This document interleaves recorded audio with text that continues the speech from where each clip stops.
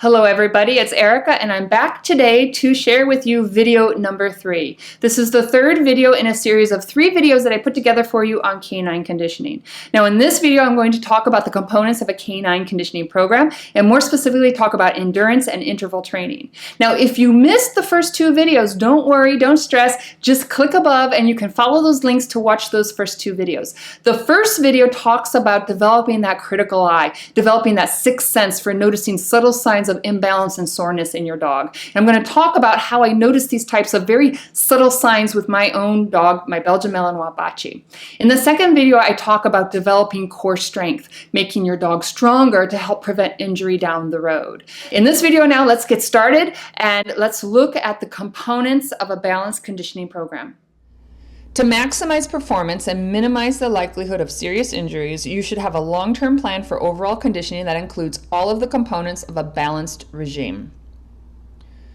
So a balanced conditioning program should include the following: an emphasis on endurance, strength, balance, flexibility, and skill training.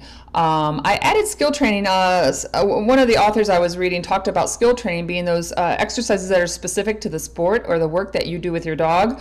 And I mentioned it in previous videos, the connection to sport-specific activities. So I thought that was a nice one to include on here. So I'm going to talk a little bit more in depth about endurance. So the benefits of endurance training, we can think about the benefits that human athletes have. It's comparable when we look at the dogs. So the benefits of endurance training, we see adaptations to the body that occurs over time. Endurance training modifies cardiovascular and muscular skeletal systems, and it strengthens the heart and decreases the heart rate. So we see the heart is working more efficiently. It also strengthens connections between the neurons and enhances firing frequency and spinal reflexes. Now, some considerations to have when we look at endurance training is that endurance should not be mistaken for stamina. Stamina is the ability to keep working at a job, whether it involves strength or endurance activities, for long periods of time. Endurance implies increased oxidative capacity and muscular adaptations for performing long-term aerobic activities. So even though they're related to each other, just because your dog can perform over a long amount of time at a particular activity, which demonstrates stamina, does not necessarily mean that they're showing the benefits of what we see with endurance training. So we think of the physiological changes and adaptations to the body for endurance. One recommendation here is for endurance training is 20 minutes of trotting continuously on land, 5 minutes of continuous swimming. And Zink and Van Dyke talk about the most common endurance activity when we think about running alongside with our dogs, where the owner is running or biking, scootering. There's a lot of different activities that we can do to increase endurance when we're working and training with our dogs. Now, one of the things that I like to do with my dogs is have a focus on interval training. So dogs should receive strength and endurance training in proportion to the amount of each type of activity that they're required to perform in its sport or work. So the majority of our dog sport activities require a combination. They need some strength. They're doing some endurance, but it's not like sled dogs that are out running for miles and miles and miles and miles nonstop. And definitely some sprinting and anaerobic activities that we see. So I really like to put an emphasis on interval training, which involves a series of low to high intensity workouts interspersed with rest or relief periods. And it can result in the dog being able to exercise longer and or at more intense levels. And I've definitely seen a change in my dog's overall conditioning as I've started to bring in some interval training.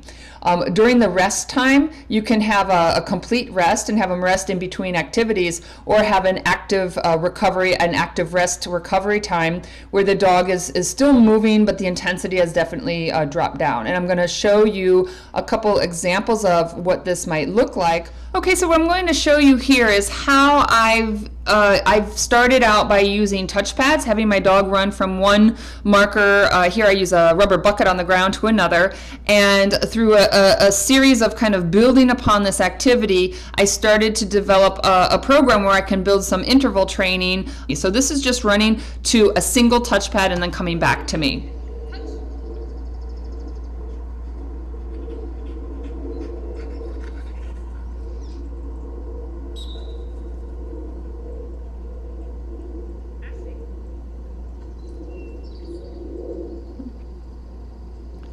Now in the next one, you're going to see where I'm having him run between two touch pads.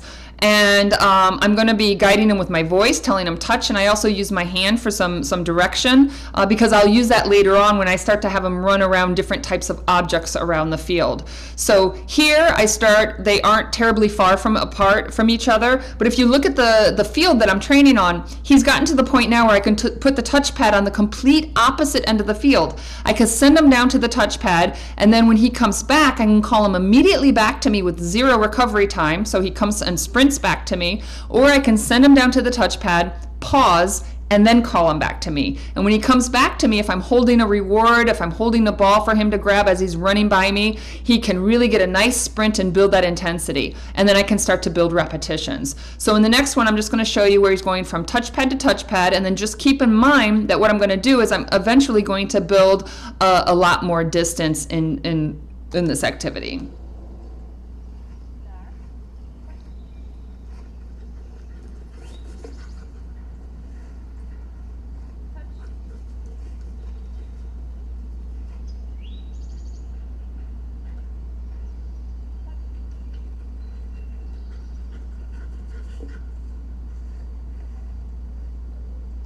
Okay, and here we see his motivation stays high. Is I've given lots and lots of repetitions where he had a lot of immediate rewards by going to the touchpad, and now he's gotten to the point where I don't need to reward every single time, and he's really built up the motivation that when he comes out fully, this was like a 80-degree day, so it was really hot out, but if he came out really fresh and full of energy, a lot of times when I send him down the field away from me, his intensity is almost the same as when he runs back to me. So if you really build up through your reward system, the drive, you can start to increase distance, and they'll maintain that high energy as they're running down the field. Now in the next example, I have a cone where I'm teaching him, I taught him to go and run around the cone and to come back to me. You can have them run around barrels. I've had them run around trees. Those of you who do Schutzen, you'll recognize this as very similar to when you're teaching your dog to run through the blinds. And I also do a similar thing when I teach the blind, the search pattern in French ring. So here you're going to see where I send him down, and when he's coming back to me, I can actually hold his ball out so that he doesn't come to a complete stop. He can run and go race by me, grab his ball, keep moving, keep active, and then if I want to use multiple balls, he can even turn around and come back for the next ball. So he does a sprint around, he'll do a more intense sprint to the reward, and then as he slows down, he has an active recovery in between as he's getting ready to go and do another round. So this is, again, going down the field, going around one item, and here it's a cone, an orange cone that you can see.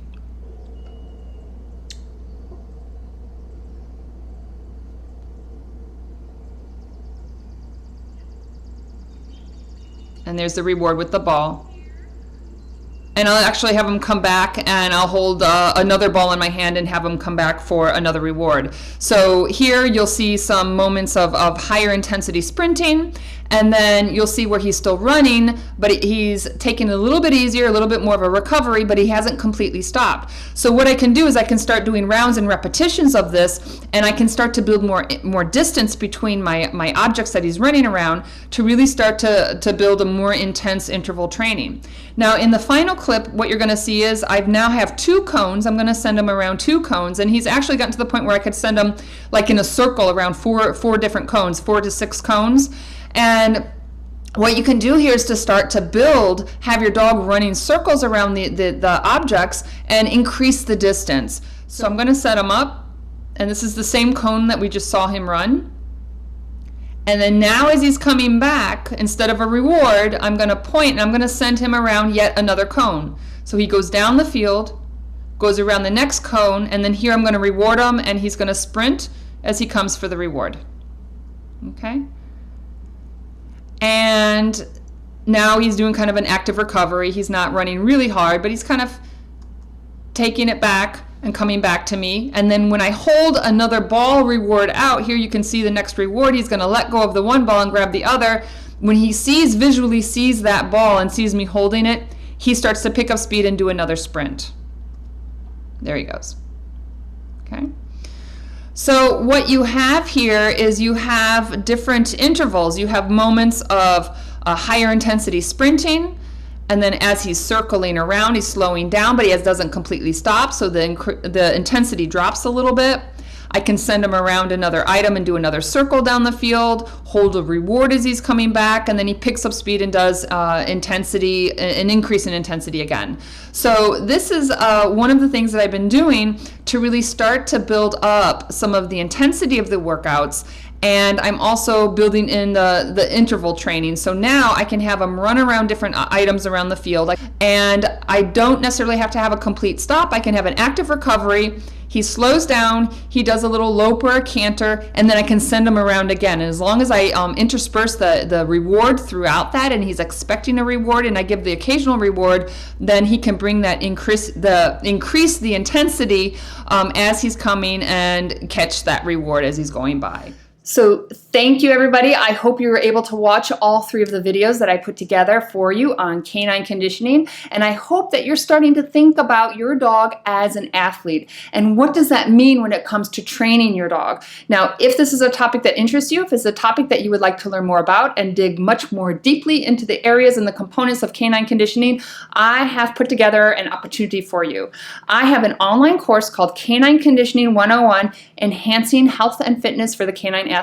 This is a course that I only offer twice a year. So if it's something that interests you, and if you really want to learn more about the different components of a conditioning program, the different types of activities that you can do with your dog to get started, and really just transform the whole way that you look at your dog and your training, then click below and learn more about the course. And I hope to see you soon.